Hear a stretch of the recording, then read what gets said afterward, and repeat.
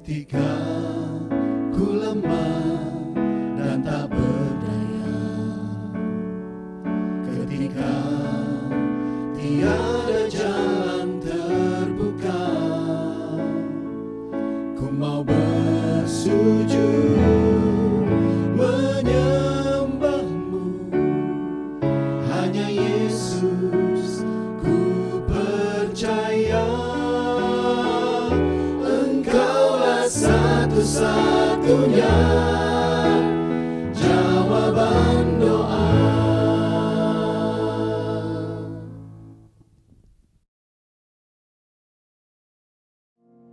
Shalom Bapak Ibu Saudara yang terkasih di dalam nama Tuhan. Kembali kita berkumpul di ibadah jawaban doa. Kita bersyukur atas setiap kemurahan Tuhan di dalam kehidupan kita. Tuhan boleh lawat kehidupan kita sepanjang minggu telah berlalu, tapi kasih Tuhan tetap terus sama dalam kehidupan kita. Mari kita tunduk di hadapan Tuhan. Mari kita menaikkan doa di hadapan Tuhan. Bapa, kami bersyukur Tuhan atas setiap kebaikan Tuhan di dalam kehidupan kami. Sungguh Bapa, Engkau sungguh luar biasa dalam kehidupan kami. Oleh karena kemurahan-Mu kami boleh ada sampai saat ini Tuhan. Kami boleh hidup dalam pengharapan-Mu Tuhan Yesus. Kami hidup oleh karena kuat kuasa-Mu Tuhan. Kami percaya Tuhan, hanya ke dalam tangan-Mu kami serahkan hidup kami. Kami siapkan Tuhan hidup kami Tuhan Yesus. Kami siapkan diri kami untuk memuji dan memuliakan-Mu pada hari ini Bapa. Biarlah kiranya nama-Mu Tuhan yang senantiasa dipermuliakan. Biar kuat kuasa-Mu Tuhan boleh nyata di dalam setiap hati kami Tuhan, yang orang-orang yang percaya hanya kepada-Mu. Terpujilah Engkau Bapa yang baik, terpujilah Engkau Bapa yang luar biasa. Kami serahkan hidup kami ke dalam tangan-Mu Tuhan. Haleluya Tuhan Yesus. Haleluya Tuhan. Kami bersyukur Bapa. Kami bersyukur atas curahan kuasa-Mu Tuhan. Kami bersyukur atas setiap kasih-Mu Tuhan Yesus. Haleluya Tuhan. Haleluya.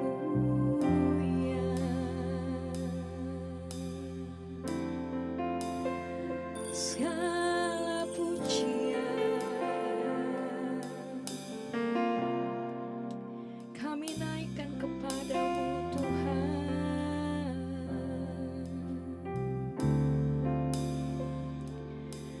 Haleluya Yesus.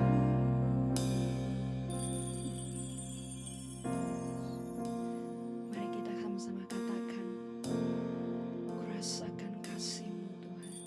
Haleluya Yesus.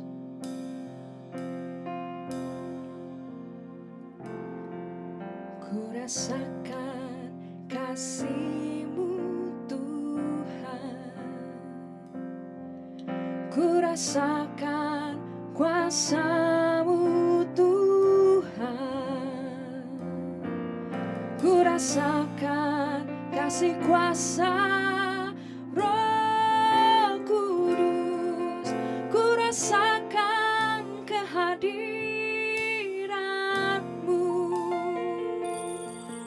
Ku rasakan kasih-Mu Tuhan. Ku rasakan kuasa-Mu Tuhan. Ku rasakan kasih kuasa Roh Kudus. Ku rasakan kehadiran-Mu. Curahkanlah kuasa-Mu Tuhan. Mujizat terjadi di tempat ini. Curahkanlah kuasa-Mu Tuhan. Mujizat terjadi sekarang ini. Mari kita mau rasakan kasih Tuhan. Haleluya. Ku rasakan kasih-Mu Tuhan.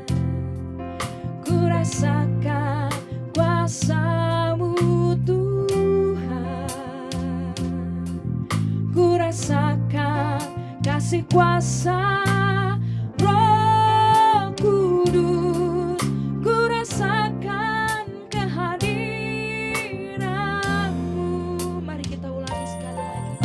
Ku rasakan kasih-Mu Tuhan, ku rasakan kuasa-Mu Tuhan, ku rasakan kasih kuasa Roh Kudus, ku rasakan kehadiran-Mu. Curahkanlah kuasa-Mu Tuhan, mujizat terjadi di tempat ini. Curahkanlah kuasa-Mu Tuhan, mujizat terjadi sekarang ini. Curahkanlah Tuhan, curahkanlah kuasa-Mu Tuhan, mujizat terjadi di tempat ini. Curahkanlah, curahkanlah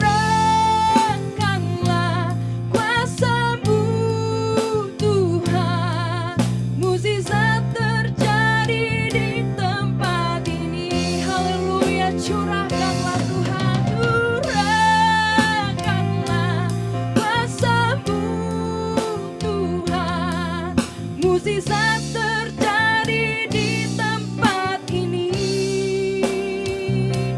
Curahkanlah kuasa-Mu Tuhan, mujizat terjadi sekarang ini.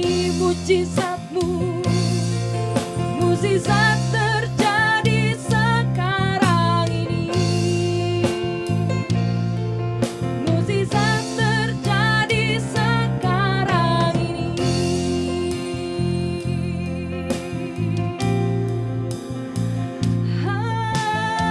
Haleluya.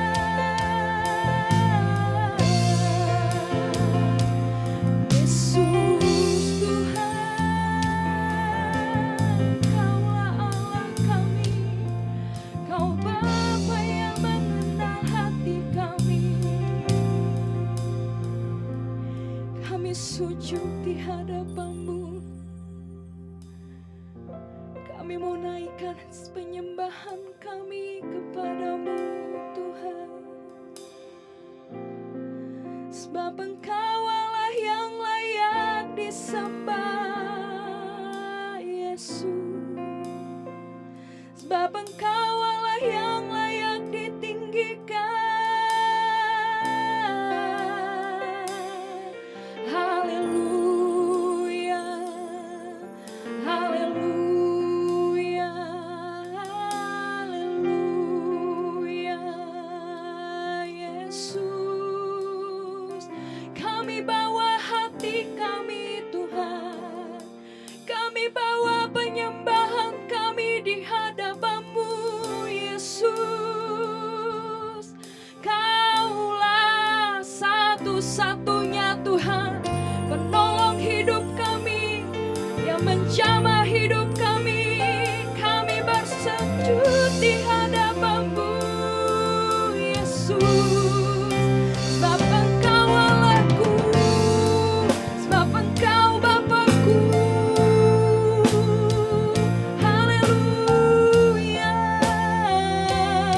Yesus.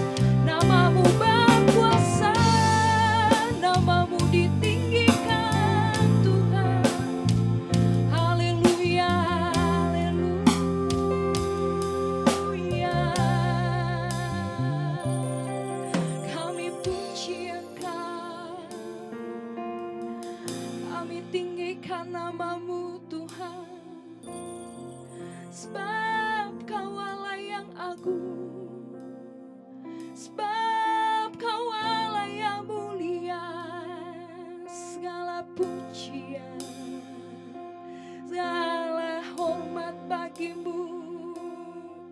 Kuasa kuasa-Mu begitu sempurna dalam hidup kami, Tuhan. Rasakan kasih-Mu. Haleluya. Menikmati hadirat-Mu, menikmati hadir-Mu, Tuhan. Haleluya.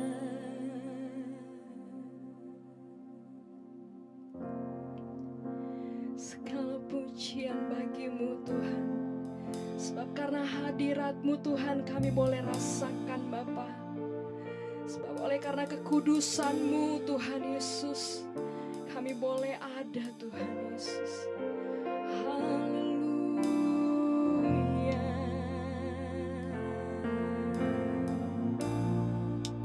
Yesus Tuhan.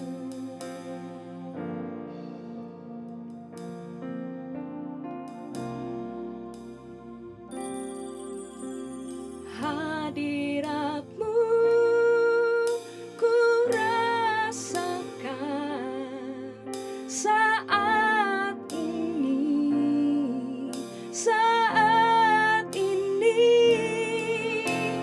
Urapan-Mu ku rasakan saat aku menyembah Kau, Tuhan. Hadirat-Mu, hadirat-Mu ku rasakan saat ini, saat ini.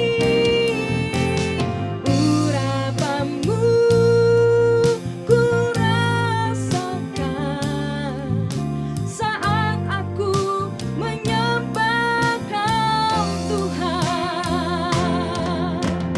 Hadirat-Mu ku rasakan saat ini, saat ini.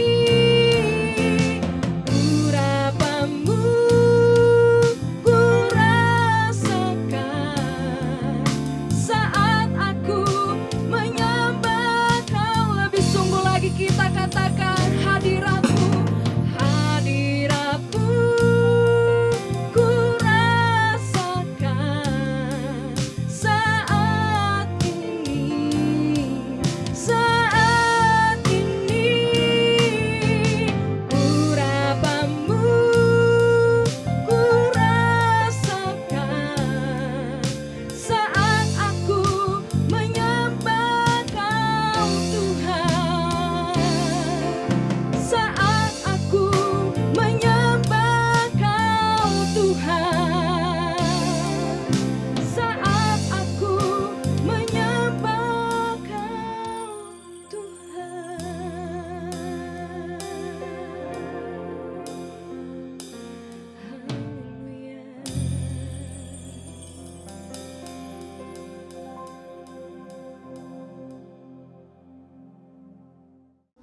Engkaulah satu-satunya jawaban doa.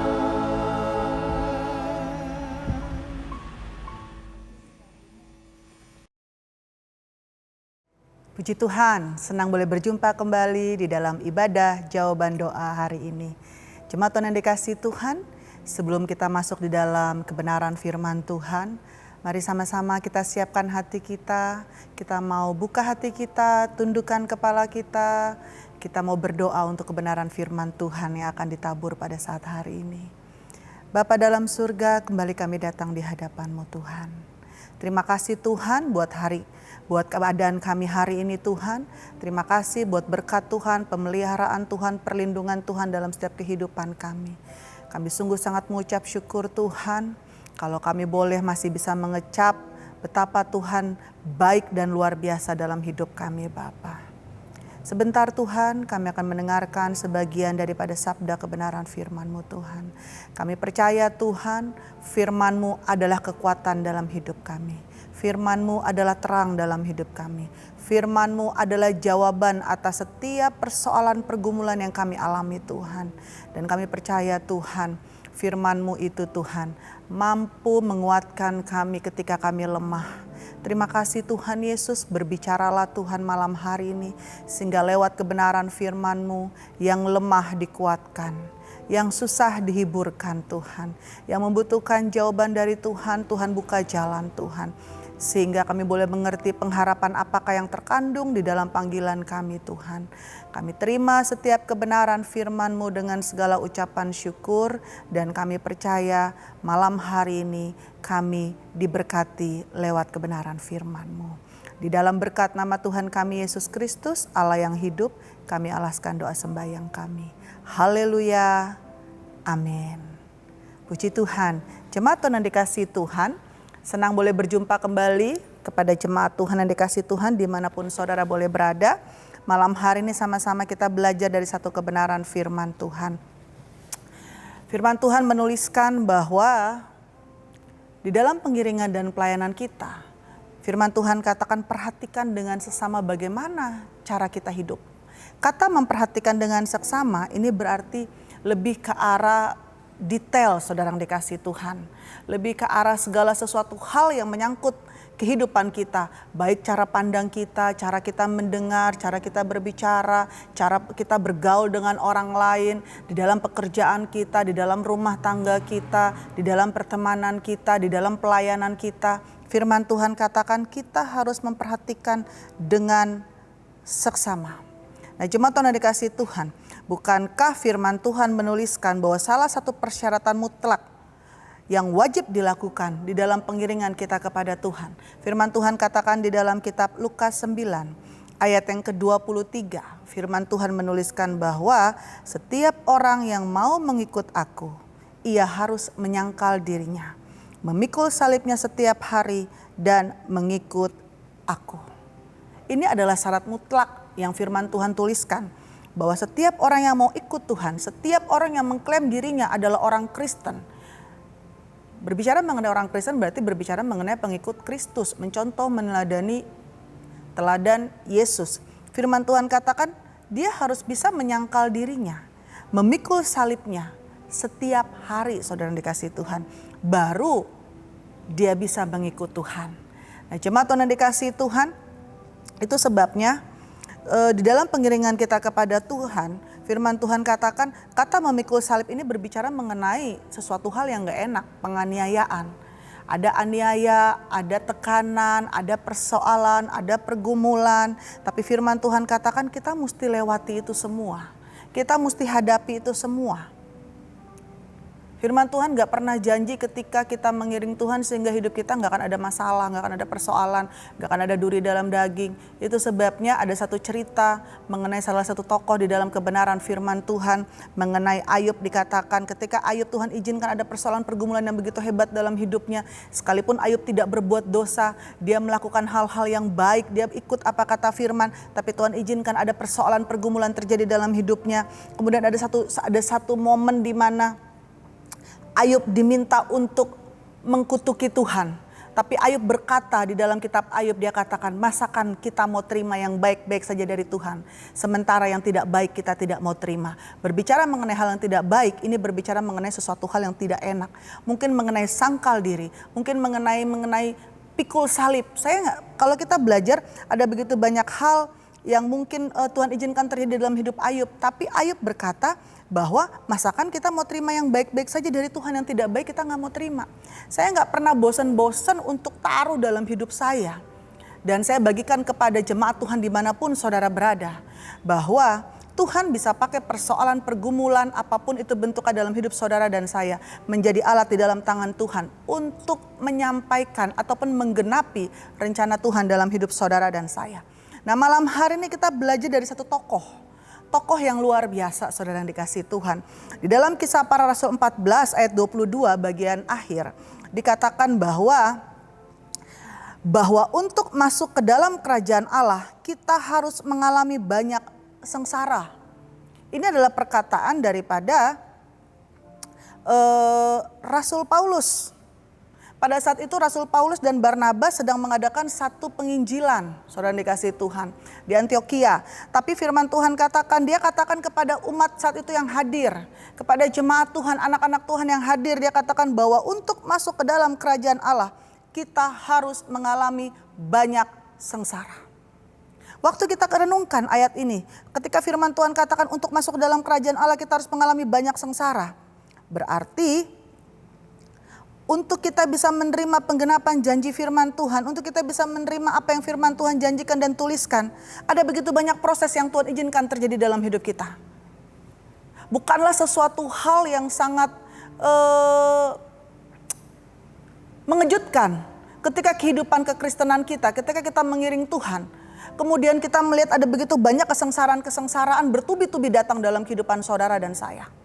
Karena firman Tuhan sudah menuliskan dengan jelas, untuk masuk ke dalam kerajaan Allah, kita harus mengalami banyak sengsara. Di dalam kitab Lukas tadi di awal kebenaran firman Tuhan, Tuhan Yesus sendiri yang berkata, untuk salah satu syarat mutlak untuk kita bisa mengikut Tuhan, dia katakan sangkal diri, pikul salib setiap hari. Ini juga berbicara mengenai kesengsaraan, penderitaan, aniaya, saudara yang dikasih Tuhan. Dan pada waktu Rasul Paulus menuliskan mengenai kesengsaraan ini, dia katakan kalau engkau mau masuk ke dalam kerajaan Allah kita harus mengalami banyak sengsara. Itu bukan hanya sekedar teoritis yang dia sampaikan oleh seorang Rasul Paulus. Karena kalau kita baca di ayat-ayat sebelumnya, bagaimana Rasul Paulus dan Barnabas mendapatkan satu perlakuan yang tidak mengenakan. Ketika dia memberitakan Injil, ketika dia memberitakan kabar baik kepada orang-orang Yahudi pada saat itu, dikatakan firman Tuhan katakan responnya pertama kali mereka ada yang terima, ada yang gak terima. Pada waktu mereka terima dan mereka tercengang dengan apa yang dilakukan oleh Rasul Paulus, karena Rasul Paulus datang menceritakan kabar baik, dia mengenalkan siapa pribadi Tuhan yang dia layani dan dia sembah, dan itu dibuktikan dengan tanda-tanda mukjizat yang mengikuti dia. Banyak orang menjadi percaya. Tetapi kalau kita baca di ayat-ayat sebelumnya, ada sebagian daripada orang-orang Yahudi yang mereka gak setuju dengan Rasul Paulus. Dan mereka mulai menghasut orang-orang lain untuk apa? Untuk menganiaya Rasul Paulus dan Barnabas. Kalau saudara lihat setelah mereka percaya, mereka terima mukjizat kebaikan lewat penginjilan Rasul Paulus. Kemudian mereka terhasut dengan orang-orang yang tidak suka dengan Rasul Paulus. Firman Tuhan menuliskan Rasul Paulus dan Barnabas itu mendapatkan penganiayaan, mereka dilempari batu, saudara. Itu sebabnya di ayat yang ke-22 Rasul Paulus bisa bilang, dia bisa katakan kepada jemaat Tuhan, dia katakan bahwa untuk masuk ke dalam kerajaan Allah kita harus mengalami banyak sengsara.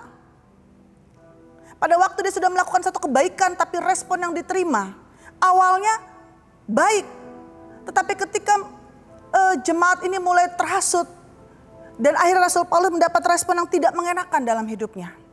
Saudara yang dikasihi Tuhan, ketika Rasul Paulus katakan kerajaan Allah, Roma 14:17 menggambarkan mengenai kerajaan Allah.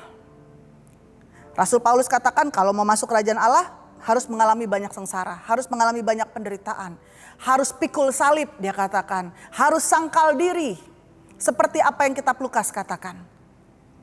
Apa itu kerajaan Allah? Kalau kita baca di dalam Roma 14 ayat yang ke-17, firman Tuhan katakan kerajaan Allah itu bukanlah soal makanan dan minuman, tetapi soal kebenaran, damai sejahtera, dan sukacita oleh Roh Kudus. Ketika firman Tuhan katakan kerajaan Allah itu berbicara mengenai kebenaran, maka jangan heran ketika hidup kita menghidupi kebenaran, kita menghidupi setiap perintah firman Tuhan, kok malah makin banyak sengsara yang datang ya? Kok malah makin banyak penganiayaan yang akan bertubi-tubi datang menghampiri kehidupan kita? Saudara yang dikasihi Tuhan, kalau hidup saudara di dalam pengiringan saudara nggak ada masalah, nggak ada persoalan, nggak ada pergumulan, kayaknya hidupnya lurus aja, nggak ada badai, nggak ada hujan, nggak ada kerikil. Itu tandanya kita harus waspada. Apakah trek jalan yang kita lalui ini di dalam kita mengikut Tuhan sudah benar atau belum? Atau tanpa disadari mungkin sebenarnya ini trek bukan yang Tuhan mau, tapi kita memakai pembenaran atau kedagingan kita. Karena firman Tuhan dengan jelas mengatakan bahwa Kalau kita mau masuk kerajaan Allah, kita akan mengalami banyak sekali sengsara. Firman Tuhan menuliskan seperti itu. Nah, kita percaya bahwa sampai malam hari ini, sampai hari ini, iblis akan mencoba untuk terus menjatuhkan anak-anak Tuhan, untuk membuat anak-anak Tuhan itu keluar dari kasih karunia Tuhan. Semakin kita menghidupi kebenaran, semakin kita menghidupi firman Allah yang ditanamkan dalam kehidupan kita, firman Tuhan katakan akan semakin banyak kita mengalami kesengsaraan dalam hidup kita. Rasul Paulus, sebelum dia kenal pribadi Tuhan Yesus, dia adalah seorang yang sangat dihormati. Tapi ketika dia mengenal lebih dalam lagi, cara dia memandang segala sesuatu berubah ketika dia menjumpai penjumpaan pribadi dengan Tuhan. Makanya dia bisa bilang, apa yang dulu ku anggap untung, sekarang ku anggap rugi karena pengenalanku akan Kristus Yesus. Makanya dia bisa bilang, biar Tuhan yang semakin bertambah, aku yang semakin kecil. Saudara yang dikasihi Tuhan, semakin kita menghidupi kebenaran firman Tuhan, semakin kita hidup menjadi pelaku firman. Jangan pernah terkejut atau heran ketika ada banyak masalah-masalah semakin menghampiri hidup saudara dan saya. Kenapa? Karena firman Tuhan katakan di dalam 2 Timotius 3 ayat yang ke-12. Firman Tuhan katakan, memang setiap orang yang mau hidup beribadah di dalam Kristus Yesus akan menderita aniaya. Di dalam 2 Timotius 3 ayat 12, firman Tuhan katakan, ini judul perikopnya adalah iman bertumbuh dari penganiayaan. Firman Tuhan katakan orang yang mau hidup beribadah di dalam Kristus. Kata beribadah di dalam Kristus artinya apa? Bagaimana kita menghidupi ajaran daripada Kristus. Kata menghidupi ini berbicara mengenai hidup menjadi pelaku firman. Firman Tuhan katakan kita akan menderita aniaya. Kita akan mendapati hidup kita kok banyak hal-hal yang tidak membuat daging kita berontak, saudara yang dikasihi Tuhan. Di ayat yang ke-13 firman Tuhan katakan tetap di dalam 2 Timotius 3. Sedangkan orang jahat dan penipu akan bertambah jahat. Mereka menyesatkan dan disesatkan. Ayat yang ke-14. Tetapi hendaklah engkau tetap berpegang pada kebenaran yang telah engkau terima dan engkau yakini. Saudara yang dikasihi Tuhan, untuk kita bisa bilang tetap berpegang kepada kebenaran yang telah kita terima dan kita yakini. Pada waktu hidup tidak ada masalah, tidak ada aniaya. Mungkin mudah saudara. Tetapi firman Tuhan mengajarkan dalam hidup saudara bahwa sebagai anak Tuhan pasti kita akan menderita aniaya. Hanya bentuknya saja mungkin beda-beda. Mungkin kalau saudara hari ini menyaksikan ibadah jawaban doa, engkau ada di dalam satu persoalan pergumulan atau ada satu penderitaan, engkau bilang, iya ya, kok saya ikut Tuhan? Makin saya melekat kepada Tuhan, makin saya tertanam, makin saya berusaha melakukan hal yang baik sesuai dengan kebenaran firman Tuhan. Kok banyak sekali persoalan yang datang? Kok malah makin banyak ya Tuhan? Tapi firman Tuhan katakan, hendaklah engkau tetap berpegang pada kebenaran yang telah engkau terima dan engkau yakini. Jemaat Tuhan yang dikasihi Tuhan, Kisah Para Rasul 14 ayat 15 berkata, supaya kamu meninggalkan perbuatan sia-sia dan berbalik kepada Allah yang hidup. Apa itu perbuatan yang sia-sia? Tadi saya katakan waktu kita mau ikut apa kata firman Tuhan, ketika hidup kita ada di dalam zona nyaman, ketika tidak ada masalah, ketika tidak ada penderitaan, itu mudah saudara. Tapi bukankah tadi dalam kebenaran firman Tuhan dia katakan, ujian penganiayaan itu bisa menguji iman kita supaya iman kita itu bertumbuh saudara. Iman kita itu semakin bertumbuh karena Tuhan mau ada satu standar iman untuk kita bisa masuk ke dalam satu kerajaan Allah. Tadi Roma katakan berbicara mengenai kerajaan Allah bukan urusan makan dan perut. Artinya bukan urusan apa yang enak buat hidup saudara dan saya. Tapi ini berbicara mengenai perintah firman Tuhan. Nah jemaat Tuhan yang dikasihi Tuhan, sifat daripada manusia itu memang paling gampang untuk dimanipulatif.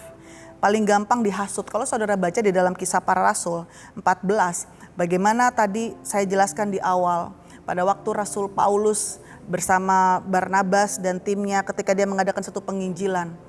Kemudian ada diikuti dengan tanda-tanda mukjizat. Firman Tuhan menuliskan dengan jelas.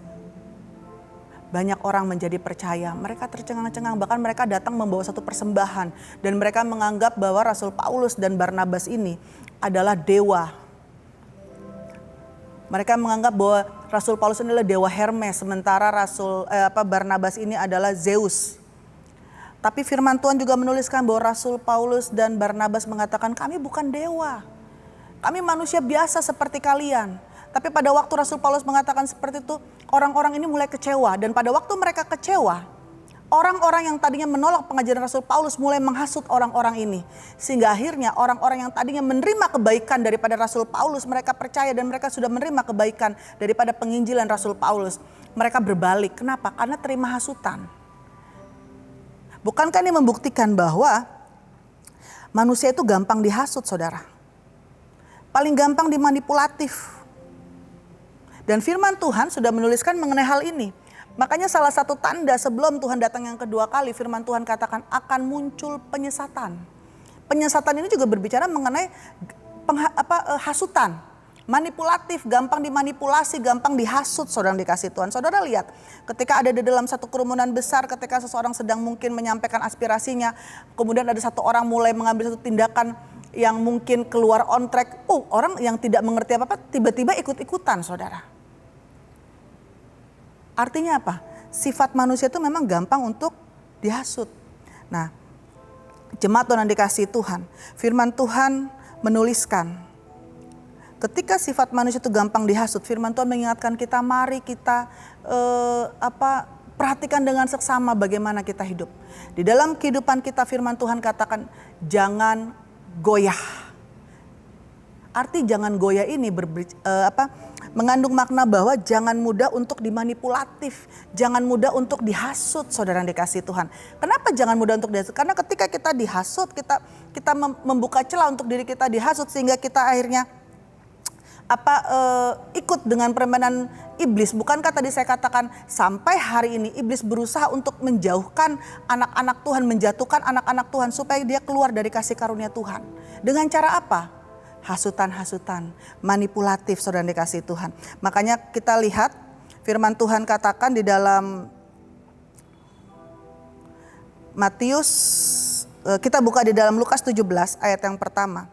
Firman Tuhan berkata, Yesus berkata kepada murid-muridnya, tidak mungkin tidak akan ada penyesatan.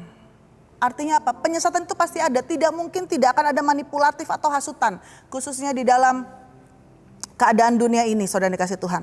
Tapi firman Tuhan katakan, celakalah orang-orang yang mengadakannya. Adalah lebih baik baginya jika sebuah batu kilangan diikatkan pada lehernya. Lalu ia dilemparkan ke dalam laut daripada menyesatkan salah satu dari orang-orang yang lemah ini. Jagalah dirimu. Kenapa firman Tuhan katakan di ayat yang ketiga jagalah dirimu? Karena firman Tuhan katakan di ayat yang pertama bahwa penyesatan itu pasti ada. Bagaimana iblis berusaha menunggangi supaya ada hasutan-hasutan, supaya apa?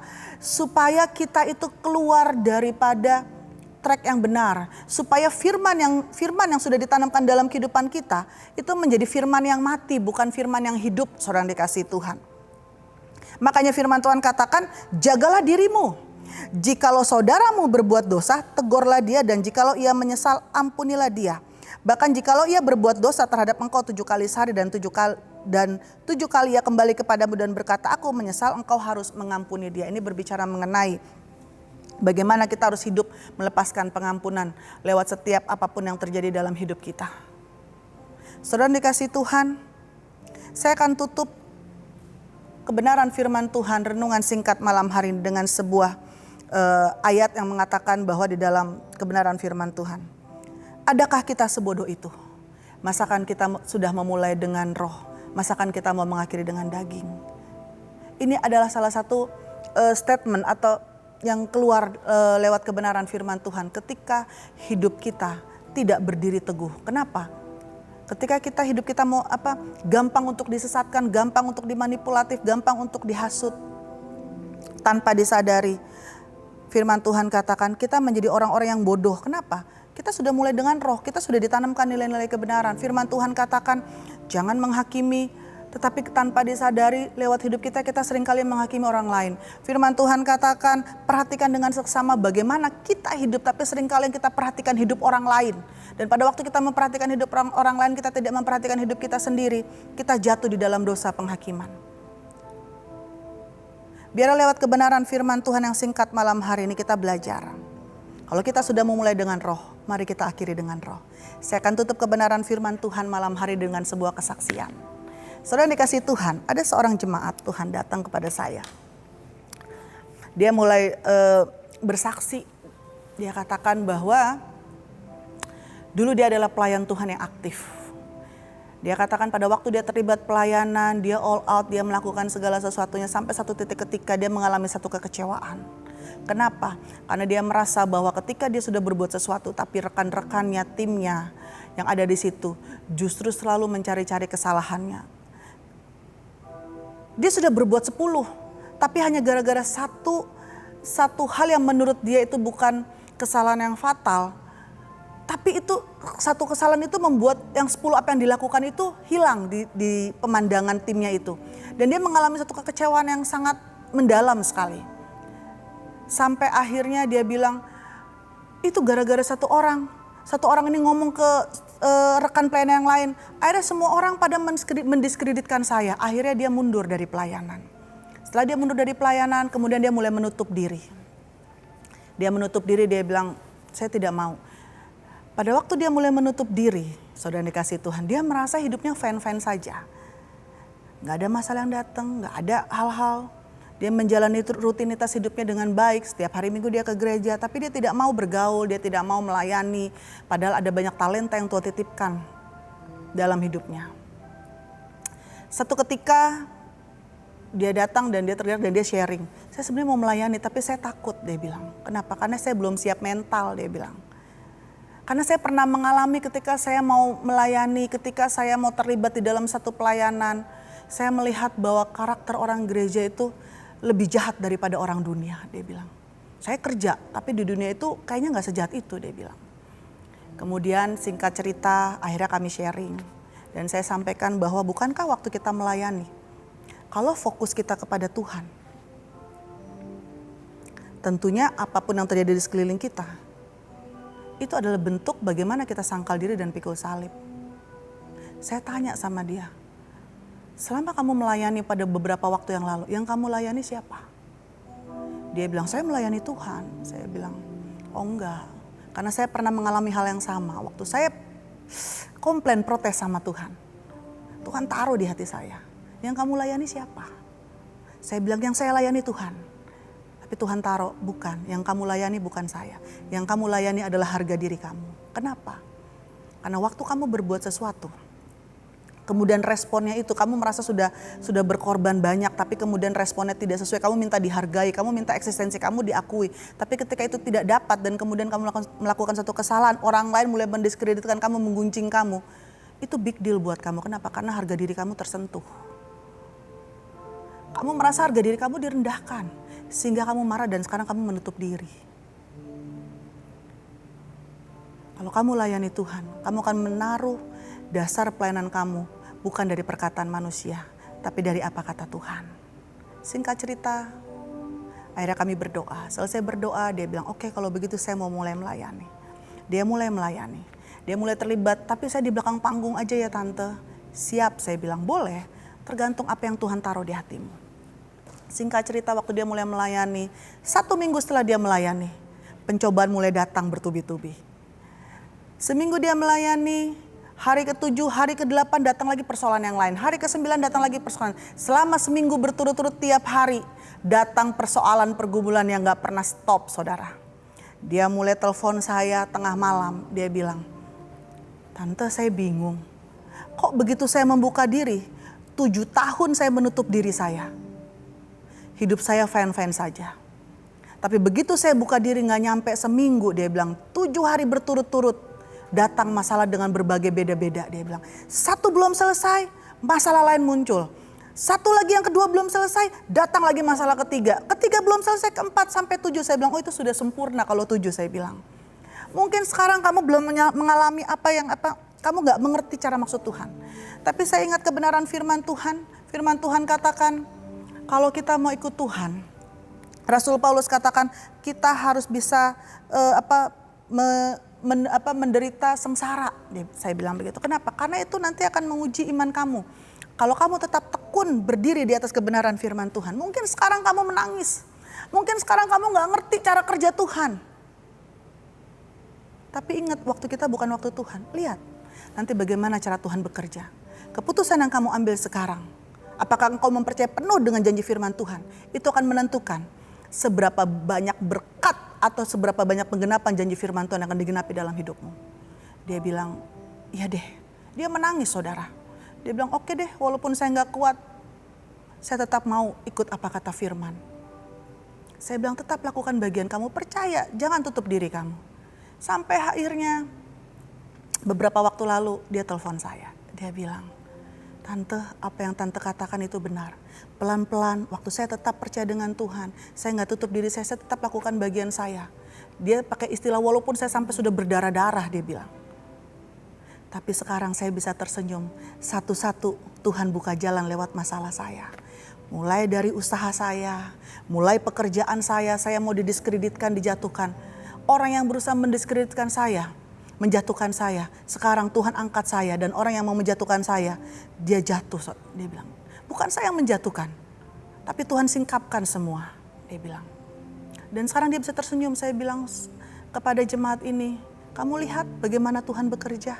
Karena firman Tuhan katakan manusia tidak dapat menyelami cara kerja Tuhan, tetapi Tuhan membuat segala sesuatu indah pada waktunya.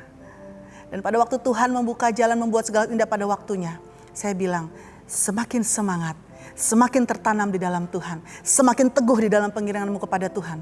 Karena apapun yang kau lakukan di dalam pekerjaan Tuhan, gak pernah sia-sia. Tuhan selalu memperhitungkan.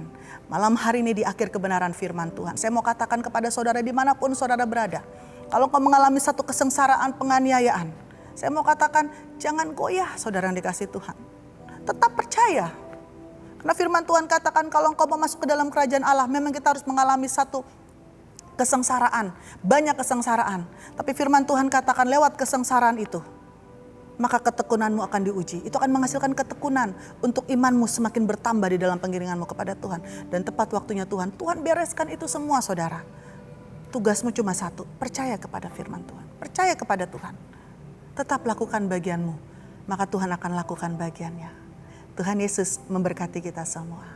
Mari sama-sama kita tundukkan kepala untuk mengakhiri kebenaran firman Tuhan hari ini.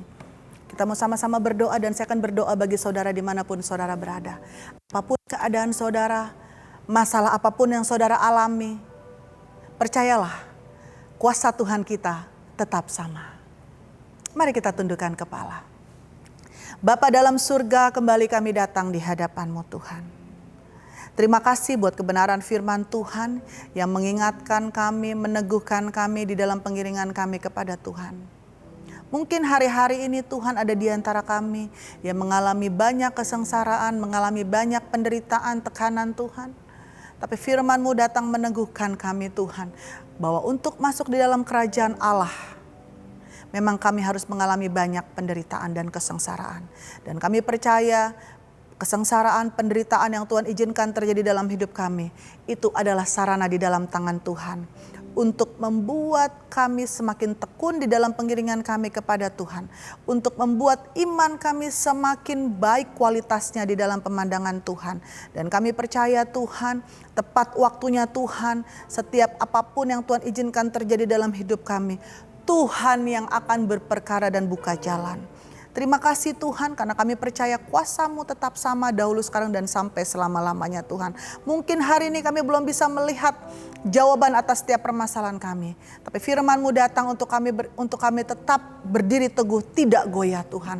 Karena kami tahu Tuhan, ketika kami taruh Tuhan dalam hidup kami percaya Tuhanlah yang akan mengerjakan segala sesuatunya dalam hidup kami. Ajar kami Tuhan untuk semakin hari kami semakin melekat di dalam Tuhan. Ajar kami Tuhan untuk semakin hari kami semakin percaya dan beriman kepada Tuhan. Ajar kami Tuhan untuk semakin hari kami mau menjadi pribadi anak-anak Tuhan yang semakin taat dan setia di dalam pengiringan kami kepada Tuhan. Kami mau belajar dari Tuhan, bukan dari dunia ini. Kami mau belajar memperhatikan hidup kami, bukan memperhatikan dunia atau orang-orang di sekeliling kami Tuhan. Tapi kami memperhatikan hidup kami untuk kami semakin hari semakin memiliki karakter Kristus dalam hidup kami. Terima kasih Tuhan Yesus, terpuji-pujilah namamu. Hamba-Mu terbatas, tapi biarlah Tuhan yang tidak terbatas yang menyempurnakan setiap kebenaran firman Tuhan yang ditabur malam hari ini. Hamba berdoa Tuhan bagi baik setiap jemaat Tuhan dimanapun mereka berada malam hari ini ataupun hari ini Bapa. Apapun keadaan mereka Tuhan, hamba berdoa Tuhan bagi jemaat Tuhan yang membutuhkan pertolongan Tuhan. Mereka mengangkat tangan, mereka membuka hati mereka untuk mereka boleh menerima peneguhan dan jawaban daripada Tuhan. Hamba berdoa Tuhan dimanapun mereka berada. Mari Kau lawat mereka Tuhan, Kau jamah mereka Tuhan. Yang mungkin sedang membutuhkan uluran tangan Tuhan malam hari ini. Tuhan jamah mereka Bapa. Tuhan lawat mereka Tuhan. Agar mereka boleh melihat kasih Tuhan yang besar dalam hidup mereka Bapa. Agar mereka boleh melihat kuasa Tuhan yang hebat dan dahsyat dalam hidup mereka Tuhan. Sehingga mereka semakin hari Tuhan semakin boleh diteguhkan di dalam Engkau Bapa. Terima kasih Tuhan Yesus. Berkat-Mu tercurah atas setiap kehidupan jemaat Tuhan, anak-anak-Mu dimanapun mereka berada.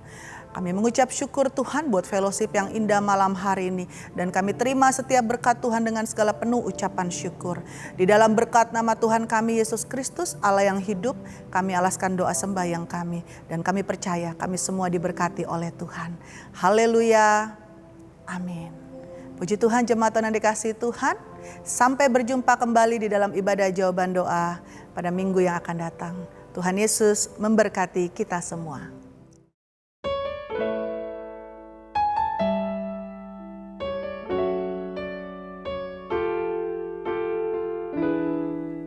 Ketika ku lemah dan tak berdaya,